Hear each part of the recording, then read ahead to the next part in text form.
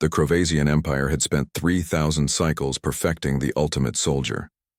The Catharn warriors stood 9 feet tall, their exoskeletons harder than starship hulls, their reflexes measured in microseconds.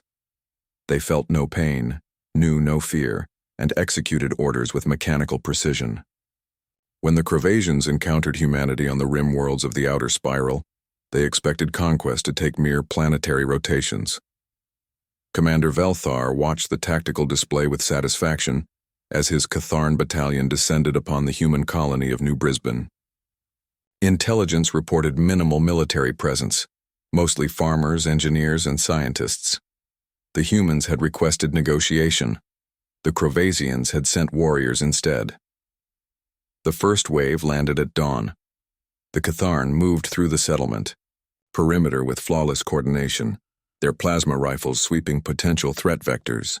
They were beauty in motion, death distilled to its purest form. Then the humans started laughing.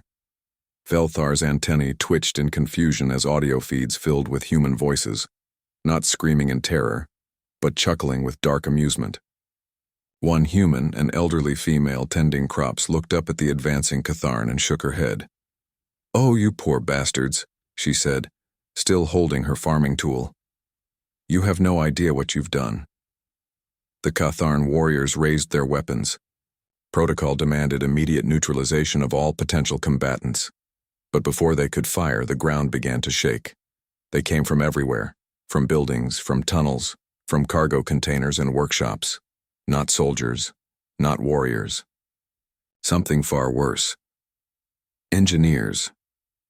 The first improvised explosive device took out 3 Catharn simultaneously.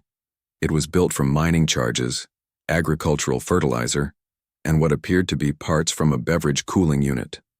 The second device was more creative, a modified ore processor that launched ball bearings at hypersonic velocities. The third was almost artistic in its brutality, a magnetic field generator that ripped the iron from the Catharn's own weapons and turned them into fragmentation grenades. Velthar stared at his tactical display in disbelief.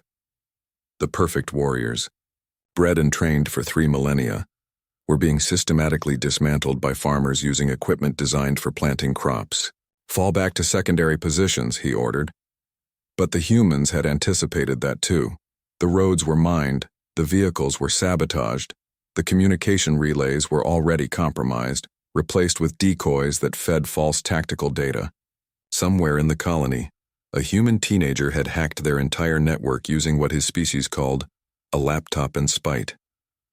The Catharn regrouped near the colony's main power station, a defensible position according to every military doctrine in the known galaxy.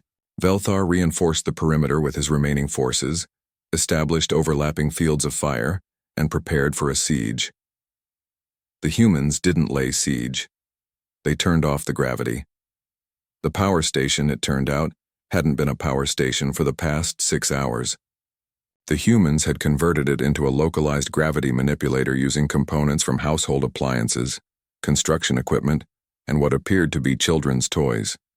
The Catharn, evolved on a high-gravity world and dependent on their mass for combat effectiveness, found themselves floating helplessly, while humans in magnetic boots calmly walked among them, disabling weapons and armor with cutting torches designed for sculpture. "This is impossible," Velthar whispered as he drifted past his command console. "Our warriors are perfect, designed, optimized. How can your species, your civilians, be defeating them?" An elderly human male, possibly the same age as the farming woman, caught Velthar's drifting form and pulled him down to a secured surface. The human's name tag read, "Professor Chen, Xenobiology."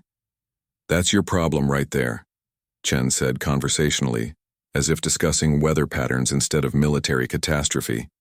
"You built the perfect warrior. Singular purpose. Optimized for one thing."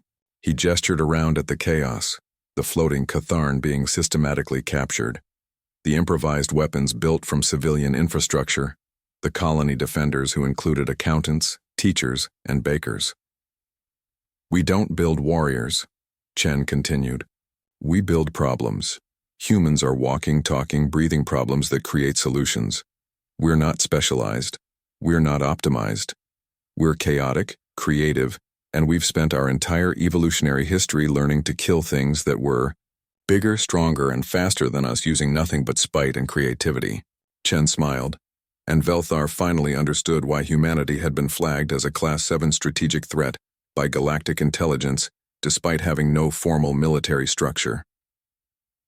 Your Catharn were designed for war, Chen said. But humans? We were designed by war. Every single one of us. 4 billion years of things trying to eat us, burn us, freeze us, poison us, and we're still here.